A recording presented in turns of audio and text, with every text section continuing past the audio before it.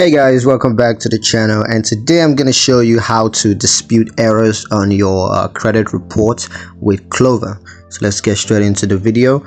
Disputing errors on your credit report on Klover is a simple process that can help you to improve your credit score. So here's a step-by-step guide on how to do that. So first thing you want to do is to log into your Klover account. Just go to the mobile app, or you can use the official website to log into your account. And once you're logged in, you want to click on credit report and select dispute errors. Now you're going to identify the error on your credit report and then enter your dispute information, including the error and a description of the dispute.